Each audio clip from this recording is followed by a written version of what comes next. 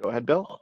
Yeah, thank you very much. Hello, everyone. The voice that you just heard was Mitch Tensos. He has now dropped off video, so we can't see him to thank him, but I will say to Mitch and my colleagues at the C.D. Howe Institute that it's a pleasure to be able to do not just in-person events, but continuing with virtual events as we all learned to do over the last 3 years.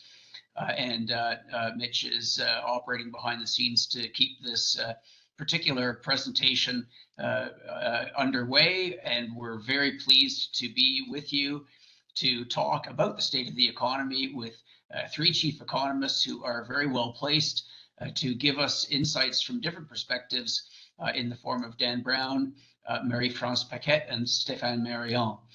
I don't think I need to say very much about the importance of the topic that we're discussing. I will say, though, reflecting just on the most recent news, that we just had a CPI release that came out pretty much. I think Stéfane will correct me if I'm wrong on this, but it seemed to be very much in line with market expectations and spot on what the Bank of Canada had been looking for in the projections of its latest monetary policy report. And what's nice about that is that inflation on that kind of a downward path does improve our chances of the kind of, I won't say soft landing, because even a mild slowdown can be pretty rough on many people. But when we think about the challenge of getting inflation down from where it was back to the bank's 2% target, which they're expecting to achieve sometime over the course of next year, if you can do it without a lot of disruption and without anything breaking, that's always a very good thing. So that's what we're all looking for, and we are looking forward to the perspectives of our panelists on that. And of course, we will get to the Q&A session afterwards. In order to speed things up a little, I might jump ahead in the notes for the session here and say that when we get to the Q&A, you should find bottom right on your screen there. Thank you, Mitch. The button that will get you either in one jump or in two jumps to the point where you can put your questions into the Q&A, and I'll try and field them from there. If you use the chat function, I may or may not see it. If you do Q&A, it's just a little bit easier. Now I won't repeat that later on.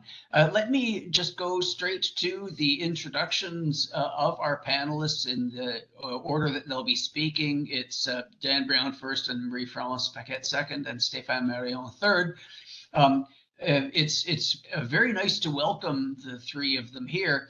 Dan is relatively new in the Ontario Public Services Chief Economist and Assistant Deputy Minister in the Office of Economic Policy in the Ontario Ministry of Finance. He was previously in the UK, a long and interesting and varied career, but certainly very pertinent to the work that he does now, his time in the UK Treasury. So Dan, welcome. I think it's the first time that you've addressed the C.D. Howe group this way, and it's a pleasure to have you with us.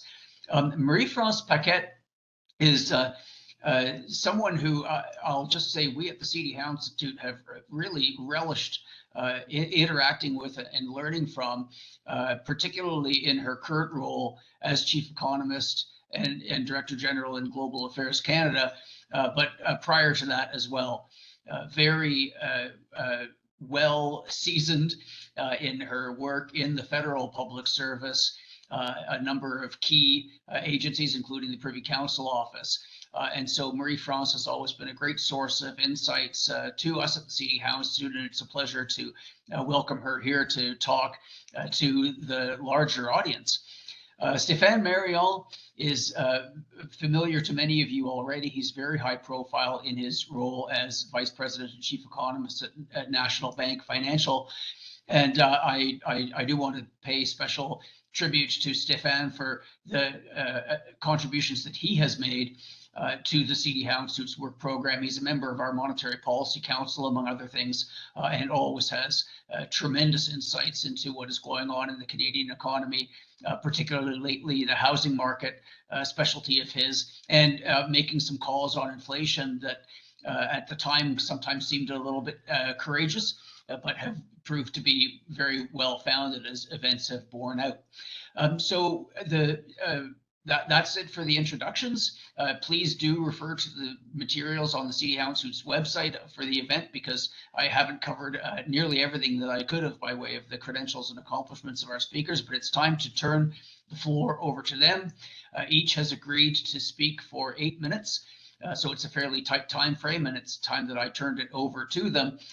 They do have slides, and so Mitch is going to be helping us keep pace with our presenters.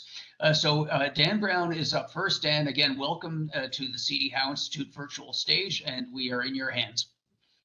Bill, thank you very much for that kind introduction, and good afternoon, everyone. It's great to be able to join you here today. I won't have met most of you so far, as Bill rightly said. I've been on the ground here in Canada for just over a year now, in this role as Chief Economist in Ontario. And I'm going to focus most of my remarks today on some of the longer term trends driving the Canadian economy. The future of Canada's economy is a broad subject, and so I've had to be discreet and choose what to focus on. But I will begin with a brief look at the current outlook, just updating from our budget at the end of March. These are Ontario figures, but as 40% of the economy, they track Canada's fairly closely. And so we do expect a material slowdown this year as the impact of the Bank of Canada's interest rate hikes work their way through the economy. Actually, since we closed down this forecast at the end of January, the expectations for 2023 have improved a little bit from this survey of forecasters that we used for our budget, but they've come down a little bit for 2024. Essentially, most economists expect the slowdown to be slightly delayed, but not avoided later this year. But we do expect the economy to strengthen from next year onwards as growth returns to close to its longer term average. And if we move to the next slide, I think it's really important to note that we are starting this slowdown from a very strong base. The continued growth in employment in the United States has been much commented on around the world. Fewer people realise that the pace of employment recovery across Canada since the pandemic has actually been much stronger than that. And certainly in Ontario for 2021 and 2022, these were the two strongest years of job creation on record. And with the majority of those gains, both in full-time positions and in the private sector. And on the next slide, we can see that we've also experienced since the onset of the pandemic in February 2020, an important, I think, structural shift in the labour market, where we look at where jobs have been created in the economy compared to February 2020. Job creation has been focused on high-value sectors.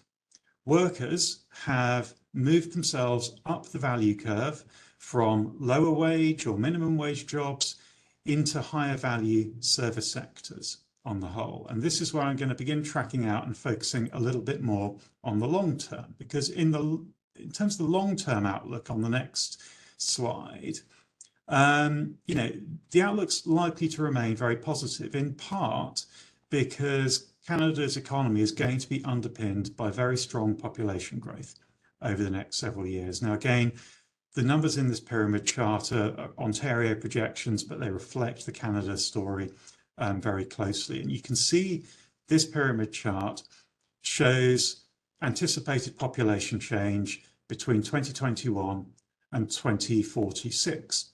And you'll see that there is a big bulge in the working age population in the middle of this diagram. And that's because population growth is driven by immigration of working age people. And that dynamic in Canada's demographics is a very, very good thing, because it will help to support the costs associated with the aging population at the upper end of that trajectory. And it will also underpin the investment that we need to support a growing population in housing, in economic infrastructure, in social infrastructure. All of that investment will also underpin Canada's long-term growth prospects. But while Canada is going to be bigger and richer as a country over the next 25 years, that doesn't necessarily mean that as Canadians individually, we will be more prosperous. And that is the question that I'm going to focus the remainder of my remarks upon, because on the next slide, the biggest challenge that Canada faces that I see as a newcomer to the province when thinking about our future prosperity is our very weak track record in labour productivity growth. In the long run, this is really the only thing that matters, because it's the dynamic that determines how productive and prosperous each and every one of us is individually and collectively. Now, most of the people on this call will, understand that all developed economies have struggled with productivity growth over the last 20 years. And perhaps another time, I'll come back and talk about some of the big macro trends that affected the advanced economies as a whole. But today I want to drill briefly into why Canada's record is especially weak among those advanced economies. And on the next slide, it's really surprising because Canada is, after all, a very open, diverse economy with access to most of the important global markets. And we have one of the most highly skilled workforces in the G7. We're also pretty good, actually, at targeting inward immigration to attract newcomers into relatively high value sectors. While most immigrants begin their lives in Canada materially below average wages, after a period of 3 or 4 years, they substantially caught up on that. It's not immigration really holding back productivity on average. So what is on the next slide? In economics, despite the central importance of understanding the sources and causes of growth, growth theory, which I majored on at university, does tend to be just that. It's a theory. But in the last few years, new data sets have been developed that have helped us to understand the causes and sources of growth in new ways, particularly looking at international trade data. These have helped us to understand much better what helps to create the conditions that cause some economies to grow faster than others. And one of those factors is the internal economic complexity of economies. This turns out to be a powerful predictor, not necessarily of actual growth per se, but of the potential for future growth. On average, the more complex the products and services produced by an economy, the greater the potential that economy has for future growth. Now, that predictive effect is most powerfully seen in emerging economies, but it also applies to developed economies as well. And here you can see that Canada is a long way down these rankings put together on this index from a lab at Harvard University. Put simply, what this index shows is it's a measure of how far up the value chain countries' industries are, how connected they are into international trade flows, and how much added value an economy is producing in the goods and services that it creates for sale. The greater the complexity of an economy, the more resilient, innovative, and adaptive it potentially is. The more complex and more value added are the products that it produces. Now, on the next slide, if we look at this in a different way, using a different data set that compares traded goods and services produced by different countries, this chart shows the degree to which traded products of different countries are on one scale exclusive to the economies that produce them, i.e. they have strong comparative advantage. And then on the other scale, it plots this against the overall diversification of the economy, which is a good proxy for an economy's resilience and adaptability to changes in competitive conditions in the future. And again, on these measures, Canada doesn't perform well against the G7.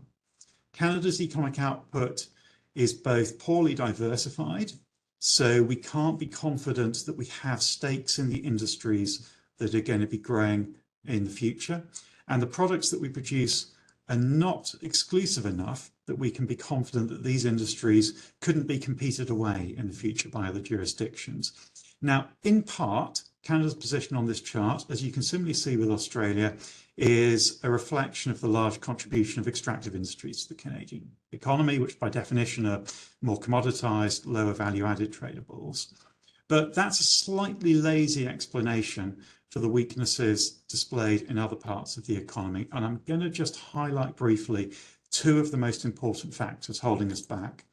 On the next slide, you can see that the first is Canada's very low relative investment in research and development, and this is really important. Our science and technology base is going to underpin everything that will be of greatest value to tomorrow's economy, from artificial intelligence, robotics, autonomous vehicles, biotechnology and renewable energy. Canada is not apparently investing in R&D sufficiently. And again, it's surprising because we have world-class research institutions, but the value isn't being transferred to business and exploited by business and invested in by business. And perhaps in the Q&A, we can explore a little bit more of what could be done to support this. The second big concern that I have on the next slide is the low level of capital accumulation in the economy. There is a very well-known, strong, positive correlation between public and private capital growth and long-term real GDP growth. Now, this is part of the reason why Ontario is currently investing in its largest ever infrastructure investment program focused on transport, clean energy. It's worth over $150 billion over the next 10 years just in the government contributions to that program. But public investment on its own isn't enough to reverse this concerning long-term trend. Business investment is going to be key to ensuring that we have the right capital assets to support labour productivity growth and prosperity. And that's, requires a concerted effort from the federal level, from the provincial level, to create the conditions that attract capital back into our economy, including critically from overseas. So I think I've been speaking for at least 8 minutes now. So just to briefly conclude on the final slide, on the face of it, Canada has all of the components of a high productivity, high growth economy. And our overall outlook is very positive. It's very benign because it's supported by growing population and the investment that will be required to support that growing population. And we have a lot of the ingredients for a high productivity economy through world-class universities. We've got a clean energy grid, we've got a high quality of life, but somehow these ingredients aren't coming together to help the cake to rise. And as an economist and as a newcomer to Canada myself, I feel that this is the greatest challenge that Canada faces when looking at the economy long term. So I'm looking forward to hearing what my colleagues have to say, and I'm looking forward to answering any questions that people have in the second half of this session. So back to you, Bill. Well, thanks very much, Dan. Thank you for kicking us off, and you certainly touched on some of the most important elements of the longer term outlook. And if it weren't for the fact that I know the people on the call with us, our attendees, are going to want to pose some questions, I would be jumping ready to pursue the question of business investment and productivity with you right away. First, though, and also with very important insights as prefigured already, we have Marie-France to take the stage. So Marie-France, thank you again for joining us, and please take it from here. Thank you very much, Bill. Thank you for the introduction. It's a pleasure to be with all of you and with my colleagues, Dan and Stéfane. And of course, yes, I will take you in a bit of a different direction, as I will be talking about the global economy and its impact on trade and Canadian trade, of course, in particular. So on the first slide, so of course, when you look at this, you might say, I might not be as brave as my two colleagues, Dan and Stéfane, because we don't have our own, let's say, modeling projections. So I'm not extending myself too much here in the sense that we are using very reliable, of course, data from the World Economic Outlook, the IMF publication in terms of world growth looking forward. So as you know, revision have been coming down and coming down. Things were slowing. And of course, 2022 started with a very difficult situation that is still unfolding to this day, Russia's invasion of Ukraine, and of course, which has, almost incalculable costs, human costs, but definitely economic costs that will be with all of us for years to come. So 2022 was, of course, revised downwards in terms of expectations, and this still is unfolding, unfortunately, which will have great impacts in Europe in particular, but in other parts of the world. So a few things here, of course, is that you see, well, first of all, India is still looking good. So when you look at the average, so the global growth is forecasted to grow at 2.8% for 2023, according to the IMF. Anything below 2.5 would say, that's a global recession, not really good. But the 2.8% hides very, of course, extremes, right? So the forecast is 1.3% for advanced economies, and 3.9% for developing and emerging markets. So quite a bit of a variance here. And India is way above that, above, let's say the 6% mark going forward, 5.9 to be precise for 2023. So looking good from that perspective. But the one on the left-hand side, you see the average way up there with the dotted line and the red circle. So China, we had been accustomed to a much higher growth rate coming out of China. And for different reasons, things are, there's significant challenges going forward. So in 2022, it was the first time I think that China was, their growth rate was below global growth average. First time in 40 years. So it's significant. And going forward, of course, there's aging population issues, contraction in the property market, which is about, a fifth of the Chinese economy. So it's significant. Some droughts, waves of COVIDs, of course. So all of that is still to watch going forward.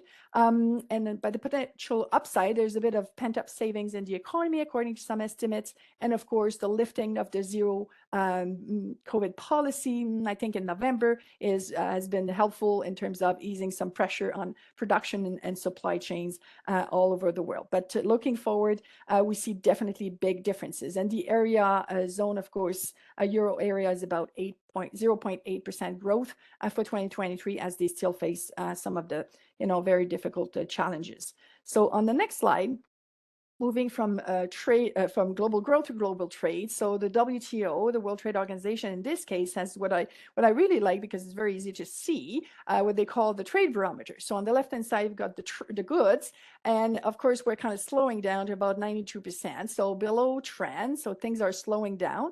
Their forecast is based on a 2.4% GDP growth, which is even lower than what the IMF is forecasting. So I think they've been a bit, on the safe side there. However, so what they're forecasting in terms of goods trade for the world is 1.7% growth for 2023. Okay, so that is quite slow.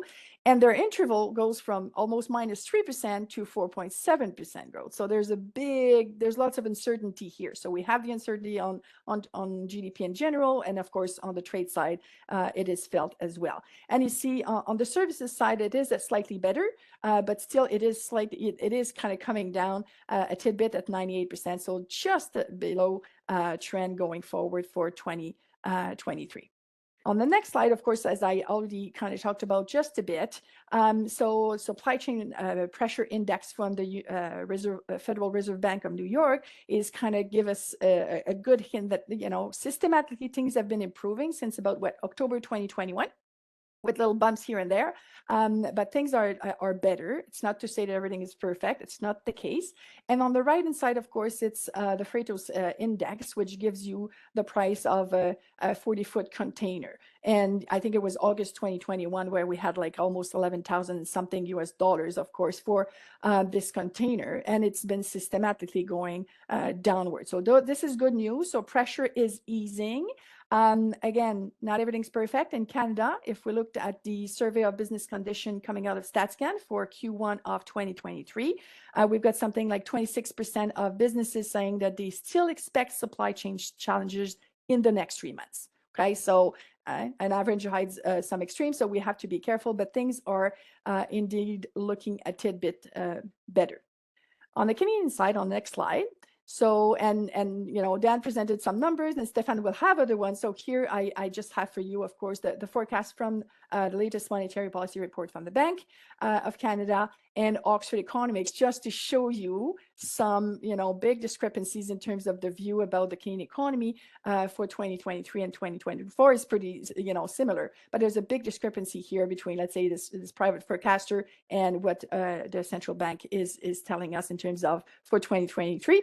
The IMF is forecasting 1.5, so it's pretty much in line. But Oxford is seeing some things that are more of a worry to them. And of course, as Dan alluded to, labor market and inflation, although we did get, as Bill mentioned at the very beginning, some good news on the inflation side, the CPI for March this morning. I think we're at 4.3%, I think it is, for in annualized terms. So the pressure is coming down, and the governor of the bank was saying 3% by the summer.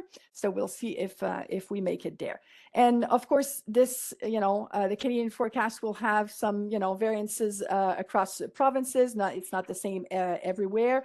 Some parts are maybe brighter spots. Saskatchewan and Manitoba would be two of those, I think, on the provincial side, because of agricultural industries that have a rebound quite a bit. And then, of course, BC and Ontario, for other reason, it's a bit less positive, if you will, in terms of outlook, in part, but not only because of that, because of the housing market. On the next slide, so the difference for Canada in terms of goods and services and our trading.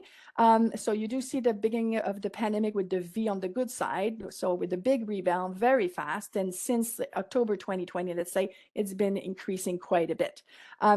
It's stabilizing for the past few months, if you will, but we're definitely way above pre-pandemic level on the export side with 36% increase and 27% on the import side. Now, to be fair, and I'm sure my colleagues are thinking exactly that, a lot of it is coming from price impacts, right? Not a lot of it is, let's say, volume, but the value being, what it is. So it's a question of both price and quantity. So here, there is a story about, of course, high commodity prices, energy prices, and so on.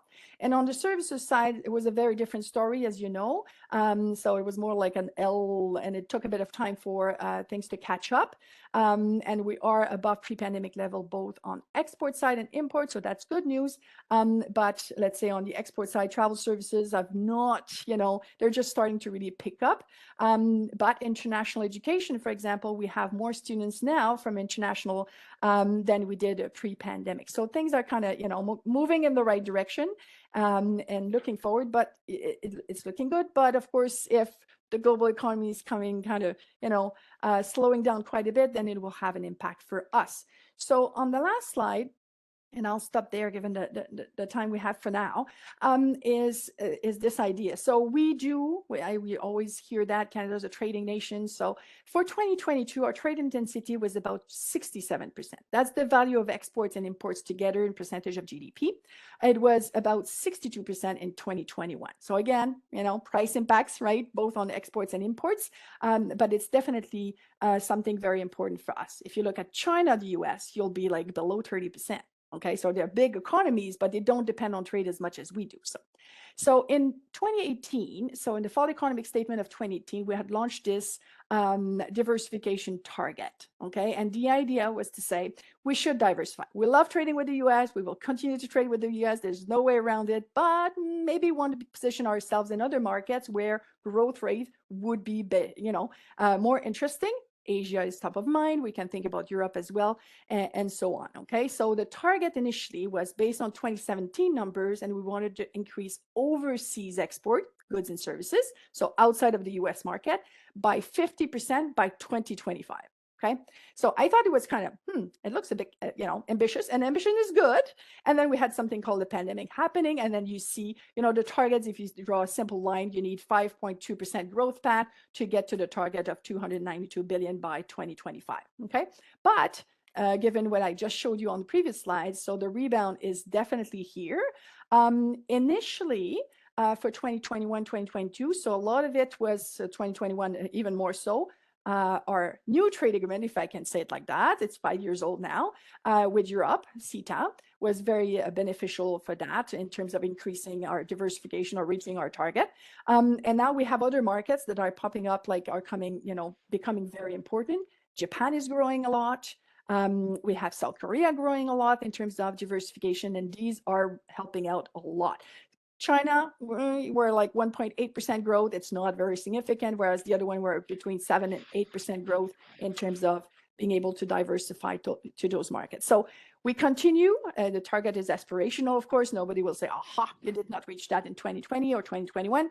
But it's this desire to position ourselves where the growth is. And I've pointed out, of course, the Eurozone is kind of, 0.8% expected growth for 2023. So to be able to tap into a new market in Asia, for example, is key. And we have something called the Indo-Pacific strategy that we launched in November, and that will be part of it. So I'll stop here for now. Thank you very much.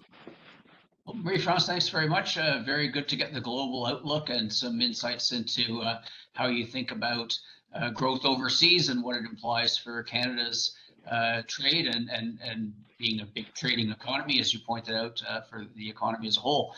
Thank you for that. And we now go to Stéfane Marion. Stéfane, welcome back to the CD Howe Institute stage. We look forward to your remarks.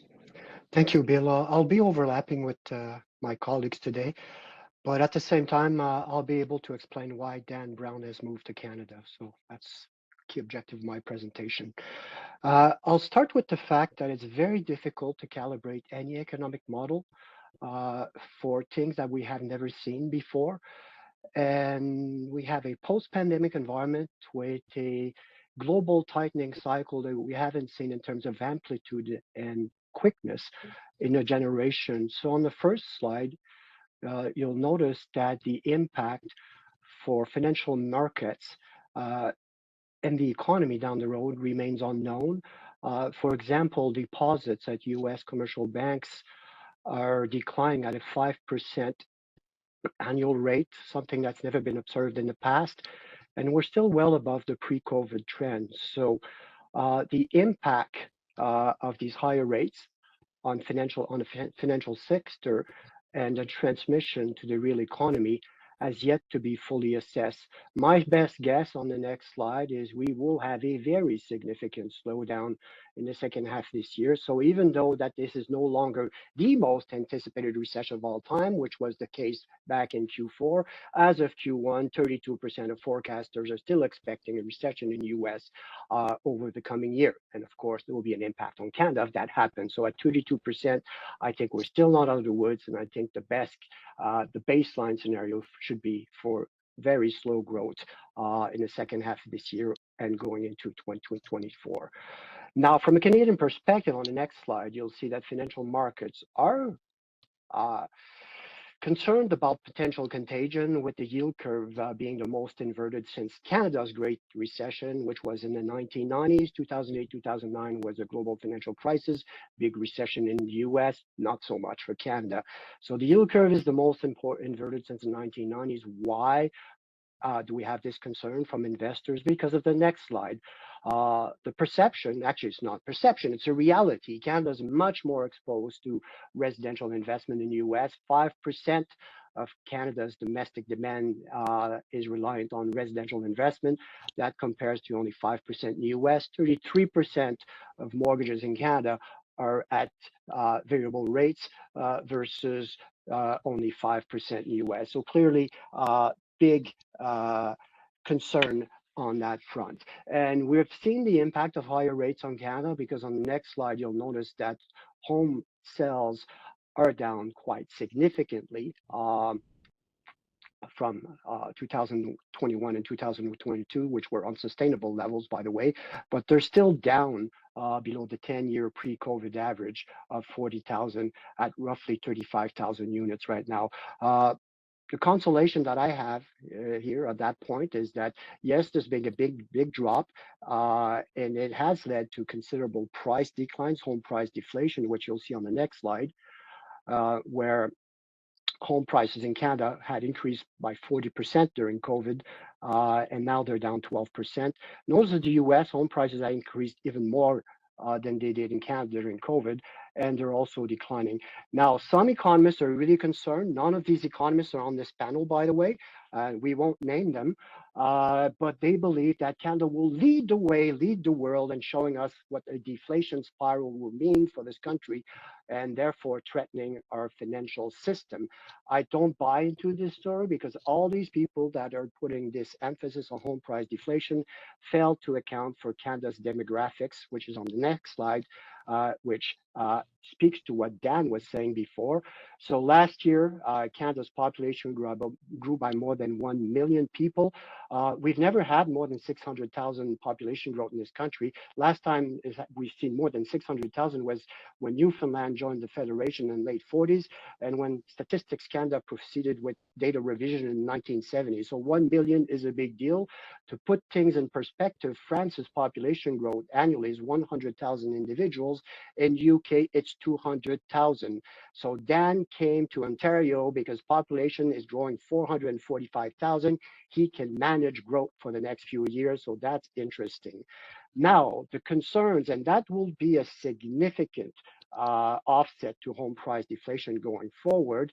And as we look into 2020-23, we started the year again with a big bang on population growth. And on the next slide, you can see that population age 15 plus in Canada in the first quarter of this year was up 200,000. I don't know how many standard deviations that represents, but we've never seen this in the past.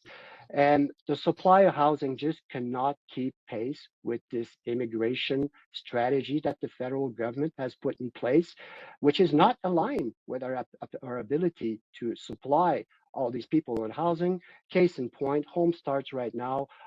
We normally have an average of 0.6 home starts per person age 15 plus. Right now, the ratio is at 0.27.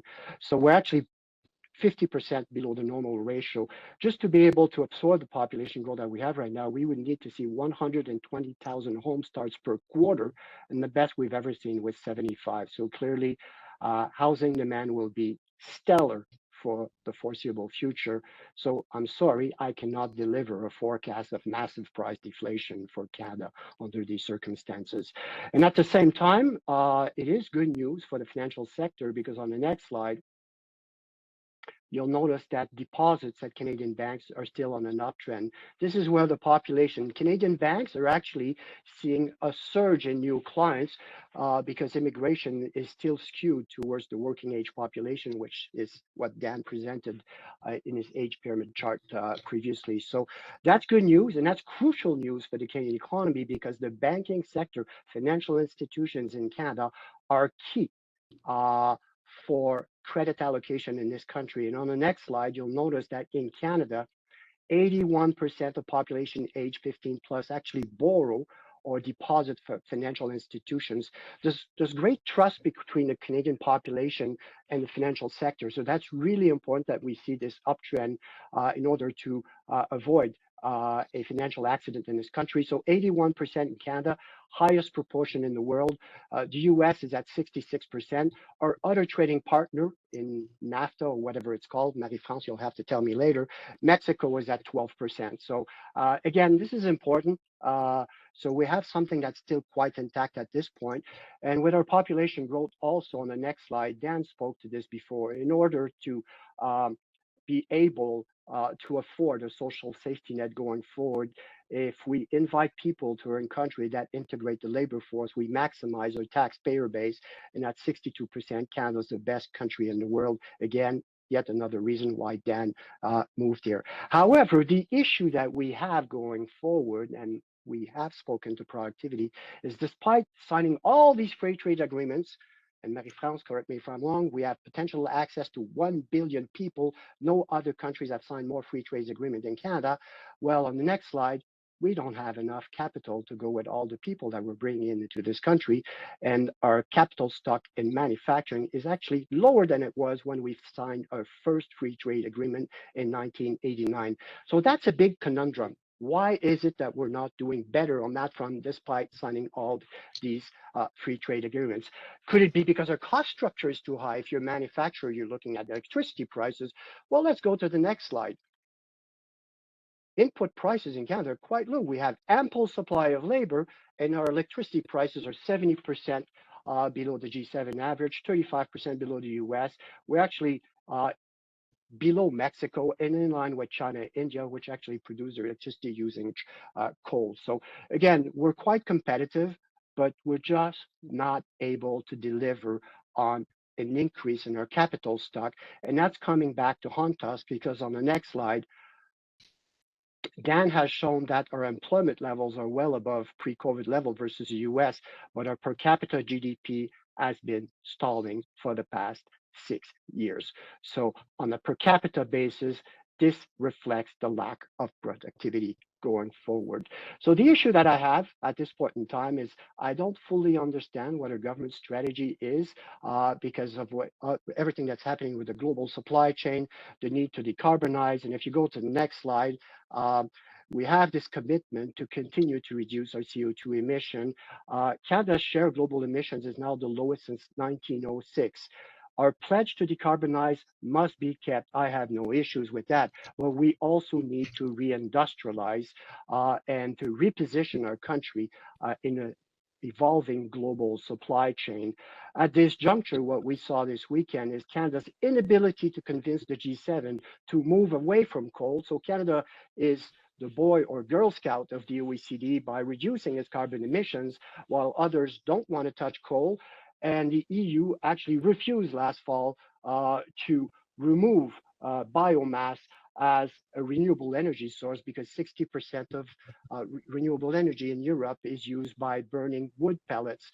And that's an accounting loophole, because according to the UN, if you burn wood pellets, it's considered zero emission at the smokestack. So we can do like Europeans and decide that we convert all our cars tomorrow morning from using gasoline to burning wood pellets. We will all be dying in smog, but according to the UN, it's considered zero emission at the smokestack. Yet another reason why Dan moved to Canada, because power producers in UK are using wood pellets, and they would have you believe that the 50% increase in smoke at the smokestack is simply not there because of UN accounting frameworks. So again, we really have to reposition ourselves on how we evolve with trading partners that don't have the same governance that Canada has when it comes to advertising their CO2 emissions. In conclusion, Bill, sorry for taking a little bit more time, I'll give you numbers on that front. Central banks, I believe they're almost done tightening, because the impact of previous rate hikes will be quite evident at the second half this year. I do believe that the Bank of Canada has a lower terminal rate than the Fed, but the Fed will cut more in 2023, which will pave a path for the Canadian dollar to appreciate next year. Are we in recession? Not yet, but it's going to be slow growth in 2023. So Marie-France, I'm in the middle of the Bank of Canada or Oxford Economics, 0.7% growth in 2023. My key message, it's a very complex geopolitical backdrop. ESG considerations are likely to keep inflation resilient beyond 2023. And the key message here is energy transition is necessarily inflationary, and even more so if productivity is not rising. We got to get better. I'll leave it at that. Well, thank you very much, Stéfane. Those were three highly informative presentations. It's tempting to start asking Dan, when he came, was he investigating, what kind of house and energy consumption? But we'll stay at the more general level. I won't repeat. Mitch showed it on the screen earlier how you get into the Q&A, but Raza Hassan has jumped right into that, thus sparing you all from hearing me pursue the many things I would love to in those presentations. So Raza is asking, it's the big question about productivity. And I might, Marie-France, you may be a little more constrained in talking about this, although trade and productivity go very closely together. But Dan, you started on that, and so perhaps I'll just go to you first. If you could make any change that you wanted, what what would be, let's say, one or two of the things that you might do in order to try and improve our performance on the productivity front? Obviously, if the answer was as simple as one change, we'd all have done it years ago. So I try to present the question of productivity using some slightly less conventional data sets. But there is a very conventional, long-standing equation behind productivity, which is it's the function of labor plus capital. And so you need to focus on investment in capital. Stéfane, delighted, we three didn't really coordinate our presentations, and so actually the sympathy and contrast between them was very pleasing to see as we went through it. And Stéfane, picked up on the low investment in manufacturing capital stock. I looked at capital investment and the weakness in that on a broader basis. As policymakers in governments, we have three tools to use. We have expenditure, we have taxation, we have regulation.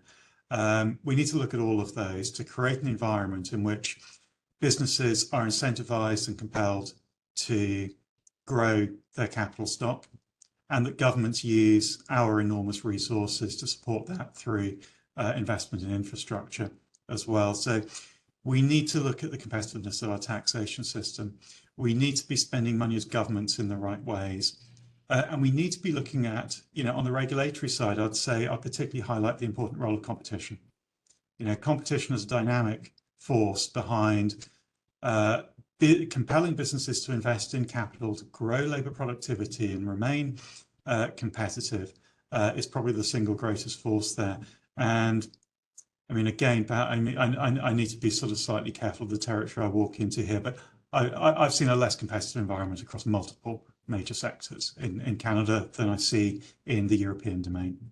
Well, thank you. And Thank you, Dan. And sorry, I'm not sure if somebody else wanted to come in right away, but I will say, Ontario has made a number of changes that seem to be doing some good when it comes to construction of residential housing, which is terrific, and we've been commenting on why we need that. But of course, it's the other types of capital that ultimately are going to help raise everyone's living standards and productivity. Marie-France, over to you, please, if you have anything that you'd like, a wand or two to wave.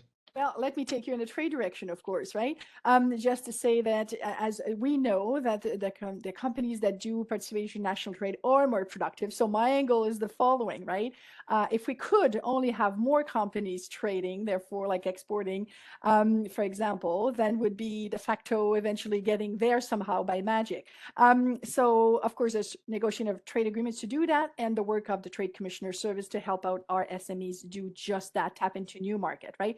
Because the propensity to export for the average SME in Canada is 11.7%, let's say 12%, right? So a lot of SMEs, 99% of companies we have are SMEs, and they're not exporting en masse, right? So if we could only encourage them to do slightly better there, I think then everything else would follow, because they have no choice but to be more productive in order to be competitive abroad. So that's my angle. Thanks very much. Yes, if we can't get them to compete more at home, let's get them to compete more abroad. Stéfane, over to you on that. I would say, Bill, we can sign free trade agreements with 200 countries if we want, but we don't have free trade agreements between the provinces. So I think it starts with that, right? In a more globalized world, signing all these free trade agreements would mean if it's too complicated to set up shop in another province, you're just going to go to the US or somewhere else. And I think that that's quite evident what you see with the capital stock. I think we need to get better domestically before we envisage to do even more internationally. Well, thank you. On the capital stock, I'll just amplify because it's an area of our research. The capital stock per worker in Canada has been falling for more than 7 years now, and that's never happened before. So it's quite an ominous thing. Carolyn Hughes has jumped in with a question directed at you, Stéfane. It's about electricity prices. Manufacturers are able, she points out, to negotiate with local utilities in the automotive sector, as Carolyn is with Ford. She's thinking particularly about Michigan and what's available there by way of long-term contracts at lower rates. Since you focused on electricity prices, do you have any comment on that? Well, I don't know what Volkswagen will pay when they come to Ontario. Maybe Dan has this info, but I don't think it's public information at this point in time. But you are right. There's been increased competitiveness elsewhere. But still, I would like to believe that when you're 72% below the G7 average and 35% below the US and cheaper than Mexico, something is wrong if you can't set up a shop or a manufacturing plant in this country. So I think electricity is super important going forward, and hopefully we'll take advantage of of this price structure. Well, thank you, Dan or Marie-France. Just in case, if you want to come in on this, I won't force you to, but nope, no takers on that for the time being. Well, Raza also had asked, and Stéfane, I advertised your acumen when it comes to housing, and you demonstrated it. Raza has been asking for your thoughts on price changes, peak to trough, and which segments of the market you'd be most concerned about. I can't go below 15%. In terms of peak to trough, so at 12, I think we're almost there, Reza. In terms of construction going forward, and I think Dan will have to speak to that. We know what immigration, 66% of all home starts in Canada are multifamily units because young gifted immigrants will settle in large urban areas. So I'm much less concerned about commercial real estate on this side of the border than in the US, given our immigration policy. But the challenge is with Dan and his ability to supply the multifamily units that are required by this immigration policy. Dan, I have to go to you on that now. It's really important. It's a challenge we can't fail to meet. Ontario has set itself a challenging target to build 1.5 million homes over 10 years. We are turning over every stone to give ourselves the best opportunity to reach that. But the consequence of not managing the cost of living and maintaining the quality of life that people expect when they come to Canada have been demonstrated by the experience of US internal population change over the last couple of years. Really dramatic population shifts away from high cost areas on the east and west coasts down towards the Sun Belt. People have the ability to work wherever they like now, and people are voting with their feet. And so it's really important that if we're to retain the workers that are choosing to come here to Canada, we need to make sure they have access to as low possible cost of living across the board, and can enjoy that high quality of life that they've come here to enjoy. Well, thank you. Marie-France, we allow two-handed interventions in our in-person events. So if you wish to come in and I appear not to be, you're not catching my eye, please do raise a couple of hands. But otherwise, though, it's very much the Raza and Carolyn show when it comes to the Q&A. Carolyn is asking about construction costs. Her comment is that Canadian construction costs are higher than the US by at least 10% and about 30% higher than Asian countries, due primarily to local laws and rules. How can we compete to attract major capital investments?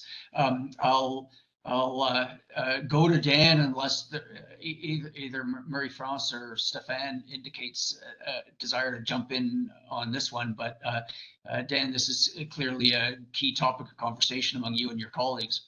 Yeah, I'm happy to admit my ignorance on the drivers of construction costs in Canada. We are looking at all the factors that sit behind the costs and the supply chain in the housing sector.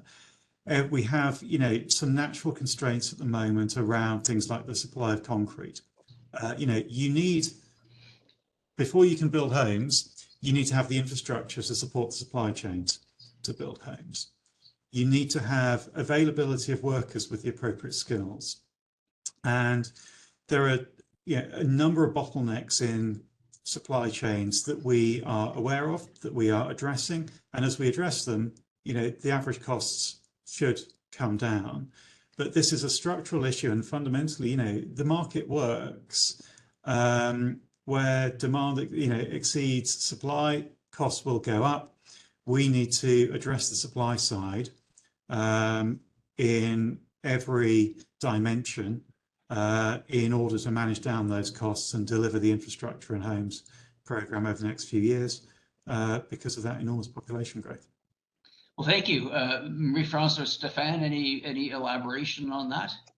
I would. When we look at the retirement patterns of workers, many are blue-collar workers, yet our immigration policy focuses on white-collar workers. There's a mismatch. So I think our immigration policy as it stands is too aggressive and not necessarily in the same sectors, which just makes our ability to absorb this influx of people even more challenging. So I think we need to reorient our immigration policy for the sectors that we need and a number that we can actually absorb.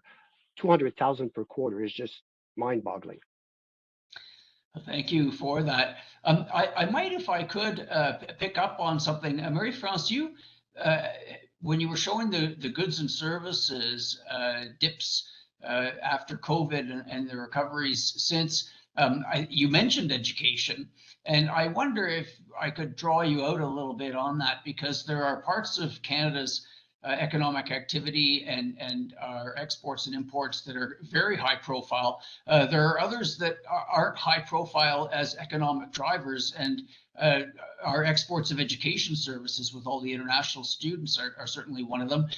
We also recently seem to be getting concerned that we're buying a lot of education services in the medical area from countries abroad when we could easily supply them ourselves. Do you have any comments on what you're seeing in that area, and perhaps some further opportunities for Canada to export some high value and very low CO2 emitting services?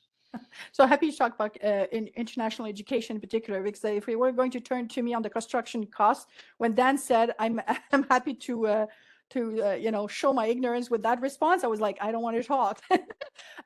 So international education. So as you know, right, at the beginning of the pandemic, we had a lot of difficulties with visas and everything, and it was like, what are we going to do and what not?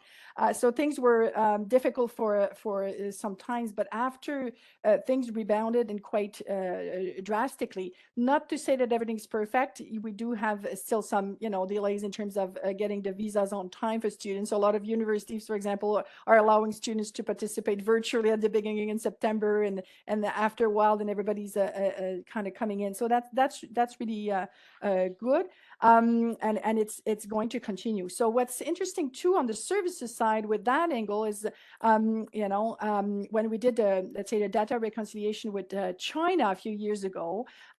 So in talking to the Chinese, we realized that our estimates for what international students spend in Canada were too low. So we had to revise the way we were doing our calculations. So I just thought that was quite interesting. So with those numbers coming on strong in terms of the number of people coming and what they do spend, so it's a big contribution, of course, to the economy. There's other services that are not, back to normal. Even transportation is not, it's about air travel, yes, but the rest is not there yet. So certain things are more slow to come back online, but certain services were not affected much, right? We did have a lot of sectors where digital services were part of it and were just the big way to save the day, so to speak, right? So it's very varied. If you look at commercial services, education, travel, and what, it's very different in terms of what was happening and what's happening now. Thank you for that. I'm a bit surprised to realize how close we are to 1:30 p.m. Eastern Daylight Saving Time. We do need to wrap up. Let me, though, ask Dan or Stéfane if there's anything in connection with some of the less remarked on service, particular areas of our economic performance that you'd like to comment on. Failing that, any quick wrap-up comments, something that you'll want to get out now for fear of the session closing, and then you're saying, why didn't I get to that? Dan, any closing comment? Nothing from me, Bill, except my thanks for inviting me and the opportunity to participate this afternoon. Thank you. Well, thank you very much for accepting it. Stéfane, over to you. I'm confident that inflation comes down this year, but I'm not sure I can keep it down next year if we don't get better productivity growth. Yeah, very, very important point. Marie-France, back to you for any closing comment that you really want to get out. Just to pick up on Stéfane's point about FTAs, yes, we could have a lot of FTAs with other countries if we don't have internal trade settled. That's another issue, and it pops up in our discussion with international partners. So we're fully aware of that, but we can continue, because signing the FTA, I would say, is just the beginning of the work. After that, we have to make sure that companies are using the FTAs to benefit from the trade preferences reduction. And that, of course, is in and of itself a day-to-day job, and implementation issues need to be, followed carefully as we move along. So thank you. Well, thank you for that. Yes, as far as internal trade goes, it really does require political effort. The Supreme Court has decided that the Section 121 of the Constitution that says that provinces can impose tariffs on each other's products means apparently the opposite of what it would appear to say. So we can't rely on the courts to do it for us. We have to make that political effort ourselves. And I do think that all our panelists would agree it's well worth making, even if they didn't like my editorial on the Supreme Court. We do need to wrap up. My colleagues in the event side, who I was complimenting earlier, always want to make sure that we advertise, and Mitch has been very quick to get it up there. So I won't read what is now on the screen, but I will say that is going to be a very interesting and timely topic. If you're at all interested, please let us know. There is room for more people to join us at that one. On this one, our normal rule about these events is that they are off the record. I understand that our presenters are willing to share their slides. That's my belief. So if you would like a copy of the slides, we'll follow up with that. But please do not quote without permission anything that was said live or by our panelists or in the Q&A. I will now just return to our speakers and say, Dan, it was very nice to have you making your debut at the C.D. Howe Institute in this virtual fashion. Please come and do it in person again before too long. Marie-France, always a pleasure to exchange views, and thank you for joining us in this somewhat different setting. And Stéfane, always good to get your thoughts. Really appreciate you making yourself available. Thank you all for attending, and we'll hope to see you again, whether virtually or in person as the occasion permits. Thank you. We're done. Thank you very much.